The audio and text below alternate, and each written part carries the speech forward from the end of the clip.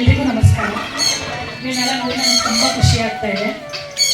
ಈ ತರುಣದಲ್ಲಿ ನಾನು ಪ್ರಸನ್ನ ಸರ್ಗೆ ಒಂದು ನನ್ನ ಕೃತಜ್ಞತೆಗಳನ್ನ ಹೇಳಲಿಕ್ಕೆ ಇಷ್ಟಪಡ್ತೀನಿ. ಯಾಕಂದರೆ ಇದು ತುಂಬ ದೊಡ್ಡ ಸೇವೆ. ಇದು ನಮ್ಮ ಎಲ್ಲರಿಂದನೂ ಸಾಧ್ಯವಾಗಲ್ಲ. ಸೊ ನಾವು ನಮ್ಮ ಸ್ಕೂಲ್ ಕಡೆಯಿಂದ ಒಂದು ಕೈ ಜೋಡಿಸಿದ್ದೀವಿ ಪ್ರಸನ್ನ ಸರ್ ಜೊತೆಗೆ. ಈ ತರುಣದಲ್ಲಿ ಇನ್ನೊಂದು ಹೇಳಲಿಕ್ಕೆ ಬಯಸ್ತೀನಿ. ಇದು ನನಗೆ ನನ್ನ ತಂದೆ ಹೇಳ್ಕೊಟ್ಟಿದ್ದು. ವೃದ್ಧಾಶ್ರಮಕ್ಕೆ, ಅನಾಥಾಶ್ರಮಕ್ಕೆ, ಕಣ್ಣಿಲ್ದಿರೋರಿಗೆ ವರ್ಷದಲ್ಲಿ ಒಂದಿನ ಆದರೂ ನಿಮ್ಮ ಕೈಲಿ ಆಗಿರೋ ಸಹಾಯ ಮಾಡು ಅಂತ ಅವ್ರು ಹೇಳ್ಕೊಟ್ಟಿದ್ದಾರೆ. ಇವತ್ತು ನಾನು ನಡೆದು ಬರ್ತಾ ಇದ್ದೀನಿ. ನಮ್ಮ ಟೀಚರ್ಸ್ ಎಲ್ಲರೂ ಇದಕ್ಕೆ ಸಹಕರಿಸಿದ್ದಾರೆ. ಇವಾಗ ಈ ಕ್ಷಣದಲ್ಲಿ ಇನ್ನೊಂದು ಹೇಳಲಿಕ್ಕೆ ಬಯಸ್ತೀನಿ.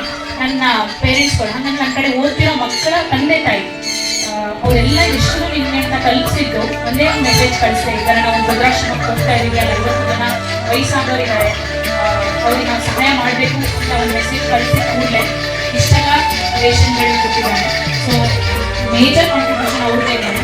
ನಾವು ಅವ್ರ ಕಡೆಯಿಂದ ನಿಮ್ಮ ಕಡೆಗೆ ಒಂದು ಸೇತುವೆ ಥರ ಬಂದಿದ್ದೀವಿ ಅಷ್ಟೇ.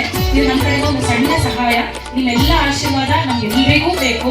ನಾವು ಇನ್ನೂ ಲೈಫಲ್ಲಿ ಮುಂದೆ ಬೆಳಿಬೇಕು. ನಿಮ್ಗೆ ಇನ್ನೂ 10 ಆಶ್ರಮಕ್ಕೆ ನಾವು ಸಹಾಯ ಮಾಡಬೇಕು ಅಂತ ನೀವೆಲ್ಲ ಆಶ್ರಮಕ್ಕೆ ಆಶೀರ್ವಾದ ಮಾಡಬೇಕು. ಎಲ್ರಿಗೂ ನಮಸ್ಕಾರ. ನಿಮ್ಮೆಲ್ಲರೂ ಭೇಟಿಯಾಗುತ್ತೀವಿ, ತುಂಬ ಸಂತೋಷ ಆಗಿದೆ. ನಿಮ್ಮ ವಯಸ್ಸಾದವರೆಲ್ಲ ನೋಡ್ತಿರ್ಬೇಕಂದ್ರೆ ನನಗೆ ಸೇವೆ ಮಾಡುವಂಥ ಒಂದು ಅವಕಾಶ ನನಗೆ ಸಿಕ್ಕಿದೆ ಅಂದರೆ ಆ ದೇವರಿಗೆ ಮೊದಲ ಧನ್ಯವಾದಗಳು.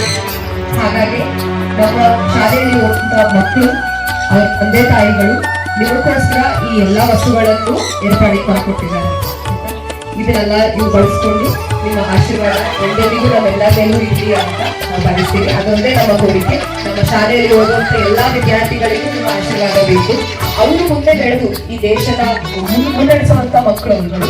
ಸೊ ಅವರಿಗೆ ನಿಮ್ಮ ಆಶೀರ್ವಾದ ಎಲ್ಲಿಗೂ ಇರಲಿ. ಅವರಿಗೆ ಒಳ್ಳೆ ವಿದ್ಯಾಭ್ಯಾಸ ಕೊಡ್ತೀವಿ ಅಂತ ಆಶೀರ್ವದಿಸಿ, ಒಳ್ಳೆ ಆರೋಗ್ಯದಿಂದ ನೀವು ಇರಿ, ಅವರು ಒಳ್ಳೆ ಆರೋಗ್ಯದಿಂದ ಒಳ್ಳೆ ಮಕ್ಕಳಾಗಿ ಮುಂದೆ ಈ ನಾಡಿನ ಒಳ್ಳೆ ಮಕ್ಕಳಾಗಿ ಬೆಳೀಲಿ ಅಂತ ದಯಮಾಡಿ ಎಲ್ಲರೂ ಆಶೀರ್ವಾದ ಮಾಡಿ. ಧನ್ಯವಾದಗಳು.